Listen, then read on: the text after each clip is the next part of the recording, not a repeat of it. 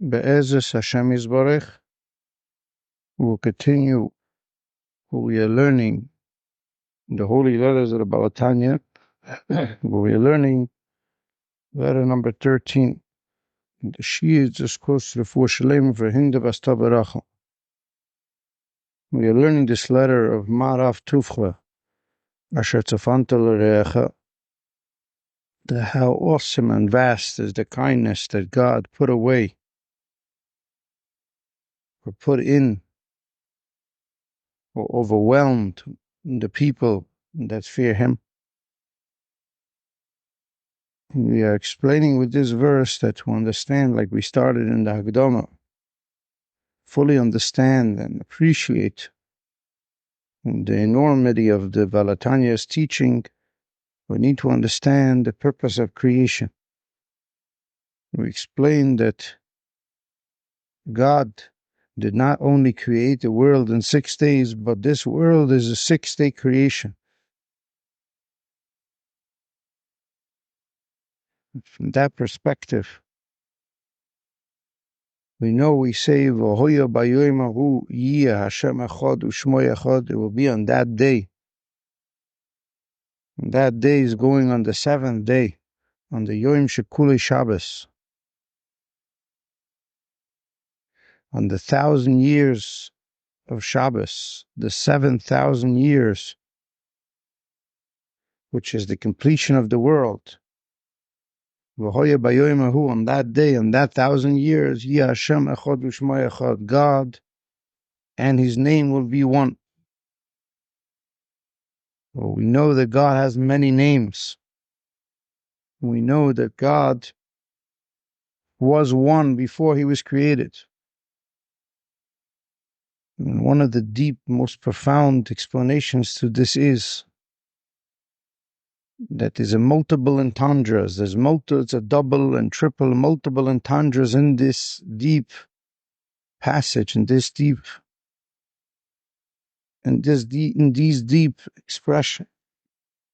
For on that day, the day of Shabbos, the day of Yom Shekule Shabbos, the day of the 1,000 years of Shabbos, Yiyeh Hashem echad u'shmo echad, that just like God is one, so too His name will be one. Which meaning, on some level, when we say Hashem's name, we say, what is God's name? And God tells Moshe Rabbeinu, Lefi ma'isa ani nikra, according to my name, according to my activity, that is what I'm called. When I am creating the world with compassion, I'm called Yudke Vovke. When I'm giving the world kindness, I'm called Kale, Aleph Lamed. When I'm giving Gvura, when I am limiting my nature, I'm covering up, I'm giving the world limited cause and effect. Then this nature, I am Elohim, the name of God, the energy of life is first trapped in the water, and then in the water goes back to the heavens, Lim Tara Shamayim, Tishtamoyim, and then from the heavens it will come back down into the world, which is an evolutionary process of cause and effect. And these are 3 names, for example. The name on the right side is when I'm acting from the right side. God says, you will see a kindness, you will see a daytime, you will see a superficial energy. When I am acting from the nighttime, you will see a concealed energy. But the concealed energy means maybe it's concealed that I am God. But you will be connected with everything around you. Meaning to say, when we experience daytime, when we experience light, we experience goodness, we experience it superficially. When we experience enlightenment, when we experience any type of revelation, the revelation is usually not internal. Revelation is a moment in time. A revelation is something very unique. And even if a revelation is expansive, even if it lasts long, a gilu or, even if there's a long, vast revelation, it's revealed. It's not contained. It's not in the keli. It's not held. But on the flip side, Gvura, Elohim, means enclosed, means melubish, to enclose, to invest, to impart, to be contained, means to be enclosed. To be enclosed means to be closed off, to be hidden. To be closed off means to be enveloped, to be covered over. To be covered over means to be fully enclosed. That means hidden. Oilam Eloshen Helem. So on one hand, we have minute revelations of God, which is known as Elohim, multiple gods. Of course, it's not multiple gods, but it's multiple names. And all these names of, when we say the name Elohim, the name gods, the name energies, the name of kindness, given out in multiple forms. Gvura is essentially kindness that is very, very, that has multiple highways, multiple veins, multiple sinews, multiple tree trunks, multiple avenues of expression. And that's what we're explaining in the 6 days of creation, when God first created daytime, when he created light, when he creates the heavens, when he's busy creating the soul, when he's busy creating the heavens, the waters. These are all expansive expressions of Shem Kale, of the name kindness. But then, when he's focusing on Gvura, limitation, Elohim, where Aleph Lamed, where the kindness of God is enclosed, is melubash, it dwells within the Kli, it is incorporated, it is invested. That is a general nighttime. It's not a nighttime because it's hidden, but it's a nighttime because to allow for details, you must have Gvura, you must have, to allow for expanded expression, you must have details, you must create a void, you must create a vacuum, you must create a nighttime. To reflect on your daytime, you must create a nighttime. To appreciate the sun, you need to have the moon to reflect the sun's light. At night, we appreciate light. At night, we cultivate light. At night, we amplify the light. It is the nighttime that gives time meaning. It is the nighttime that will allow us to appreciate the new day tomorrow. It is the nighttime that allows for tomorrow to become a new day, a new expansiveness, a new chesed. So it's actually Gvura, it's actually Elohim. It's actually the 2nd day of creation. It's actually the limit, the feminine nature that gives time meaning. We break up time, yesterday, today, tomorrow. That's a Gvura thing. That is a limited thing that's enclosed. From Shem Kale, from the name of God of El, Shem Kale, Shem, the name of kindness. There's no Sunday, Monday, Tuesday. There's no tomorrow. There's only God's kindness. There's only revelation. To understand this with every fiber of your being, to understand that detailed revelation, detailed enclosed revelation means Gvura. So on one hand, Gvura, nighttime, is a tremendous concealment of the daytime. But it allows you to internally reflect, allows you to go deep within. It allows you to go away from the surface. This is one of the deep secrets that he wants to give in this letter, which is surface energy or internal intimate energy, which is the real me. I relate to you always externally. I am always giving you my surface as a friend, as a spouse, as a parent, I'm first giving you my service, but ultimately I want to get to know you deeper. Spouses fall in love with each other. They create a harmony that's first surface energy. They first meet each other through the face. But the face is only, the eyes are only a windows into the soul. We want to get to know intimacy. Intimacy is an internal. Intimacy is not a masculine thing. In masculine, the male gender can be involved in intimacy only through the female. It's only through the left side. It's only through the gvura. It's only through the nighttime. But a man's nighttime is also generally daytime. It's only through the feminine, through the woman, that she could bring him down, narrow him down, limit him from being superficial and all over the place, to be focused on her, to be focused inward of the family, to be focused on the children.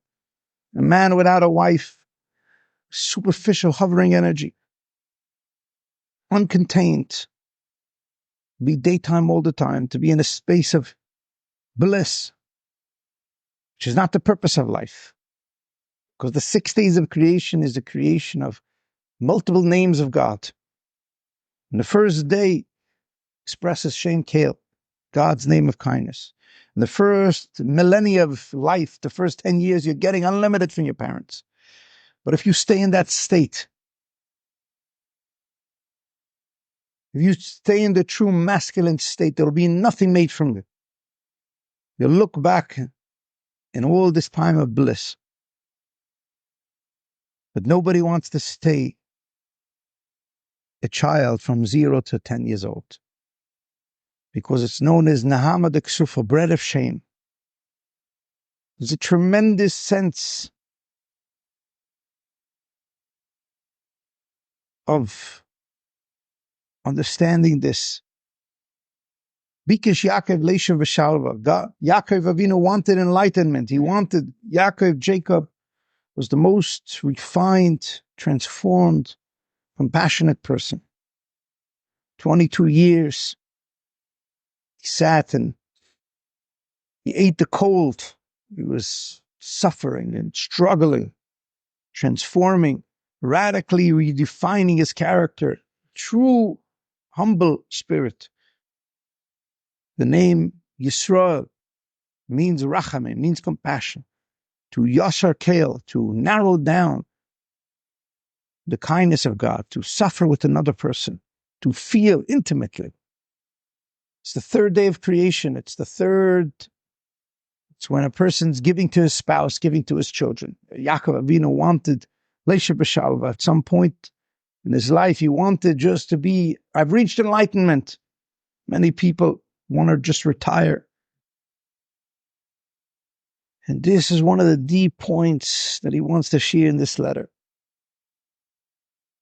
And if you understand this in its entirety, the space of enlightenment, the space of kindness, is a superficial energy. It's a surface energy. It's never a person is going to say, I got married and we have love and happily ever after. We always want to go deeper to get to know each other. But that demands frustration, to be frustrated by love, to be frustrated by your children, to be frustrated by your spouse. Yaakov Avinu lives with Leah most of his life. Snua Leah, the holy Hasidic masters explain, where she hated, she frustrated him to his core. Where you must frustrate it, the things you hate most, is what will bring out your expression, will bring out your expansive nature. And that is what he wants to explain with this letter of Iskalalos, the secret of integration, inter-inclusion. The secret of imeshing. If God's name was only Kale, then there wouldn't be Elohim. Shem Kale, the name kindness, only comes about through the tremendous trauma of Kale Hayam, of being trapped, of God's kindness being trapped in multiple different days. Because really the first day only becomes appreciated in the second and third and fourth and fifth, and primarily the seventh day. God's kindness real his kindness, marav tuvcha, his real kindness, asher tafanta l'reacha, that he put away for those that fear him. It's precisely in the second day where you think it's all dark, where the beginning of his kindness. It's precisely a 7-day creation, a 7,000 years, a 70 years of creative life. It's precisely that. That's Rav Tufcha. It's precisely the fact that today will end. Today's enlightenment will end, which will yield to a darkness, which will bring to a new enlightenment tomorrow. It's precisely time and space that allow for expression, for modes of expression, to be internal, which internal means to cover up the surface. To cover up the surface seems like it's a limited thing, but it is a tremendous, vast relationship. And to realize my feminine nature, which means my internalization, is one part of me. My masculine nature is only one part of me. And to be completely in tune with only one of them is a great confusion. And that's what he's trying to say in this letter, that there's masculine and feminine people, introvert and extrovert, soulful of body, kindness or deeply intimate, surface or deeply internal. And he says to stay in any one of those states is the beginning of all exile. It's the beginning of all stiflization. It's the beginning of all true frustration. That the vast kindness of God is to understand that both of these energies have to be. So if you're free and you're enlightened, if you're a free bird, if you're in touch with your masculine energy, you have to understand that your spouse has to cultivate that deeply intimate feminine energy, to go deeply internal, to work through. Be creative means to contrast. And this is a tremendous idea of understanding. The first thing of revealed in the 1,000 years of Shabbos is that God has one name. All of God's name will become one name. According to my action, I am called. When a person involves his life 70 years and he creates a beautiful family, and he's invested, and he internalizes, even if there's multiple traumas, but all's well that ends well, if there's a tremendous understanding of the purpose of my life. On that day, God's name will be one, just like He is one. Meaning to say, when we look back at Yaakov Avinu, we say this is the children of Israel, because he had riddled and he infused all of his relationships with compassion. He created the new Jewish nation, which is known as Bnei Yisrael. And the name Yisrael only means compassion. It means to internalize kindness. Yisrael means to internalize God's kindness.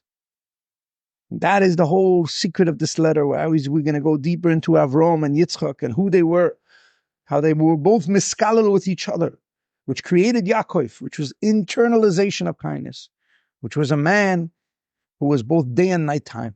He was both internal and external. He was both surface and highly intuitive, highly intimate. He had 2 women that both cultivated the energies. He had 2 types of children. And he sat in imbued peace between all of them. Not the shalva that you anticipate, not the enlightenment where we go off.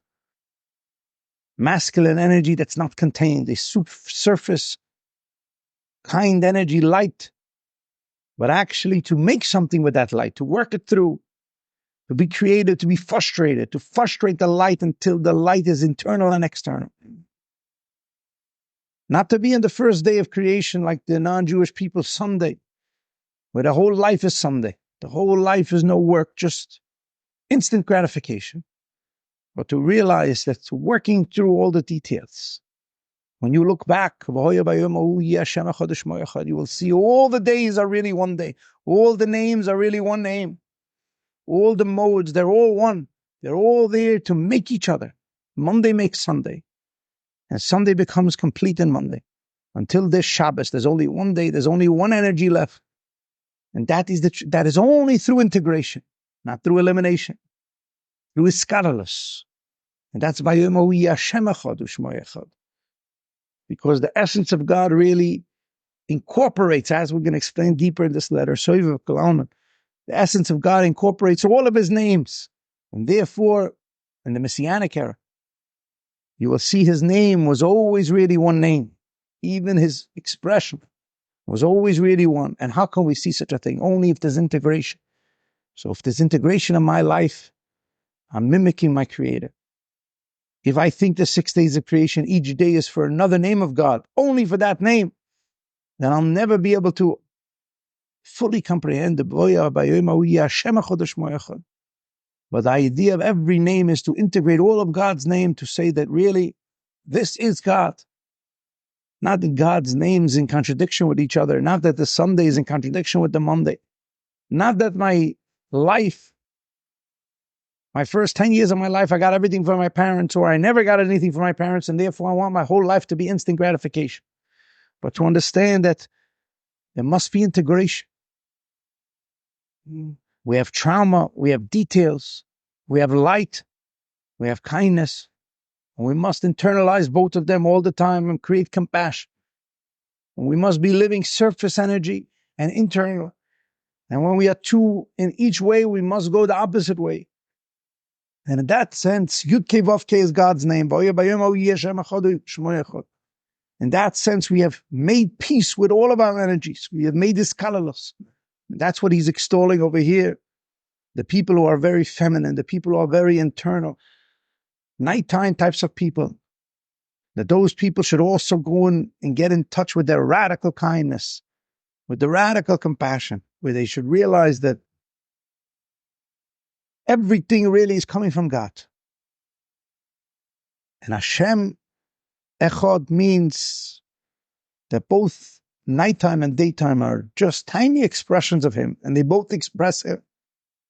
And if you stay stuck in any mode, then that's not God, because to integrate and to incorporate and to bring about the revelation of the Messianic era is to bring around first Shmo Echad. You can only know that God is one. You can only know wholesomeness of 70 years if you discover that all of your 70 years, even the broken parts, are Shmo Echad. They're all there to bring out you in your creative power to its completion. So one day in Shabbos, there'll be Shmo Echad. And one day in Shabbos, all the days will become one in that day. So let me make that integration now. That is the secret, what he wants to say now. Let me take all of my negativity and learn from it. Let me take all of my femininity, my internalization, my nighttime energy. Instead of expounding on it and suffering on it and saying, oh, let me just be in a space of reactivity. Let me understand another person. Let me use that to give expansively. See, if you stay in a space of trauma, when you were betrayed, from this 10 to 20 is when we get betrayed, when we develop social anxiety, when we develop all of our proclivities, all of our tendencies, either to blame the first 10 years of our life that they weren't well, or to be deeply extrapolative, to get in touch with my ego, which is a reflection of who I am.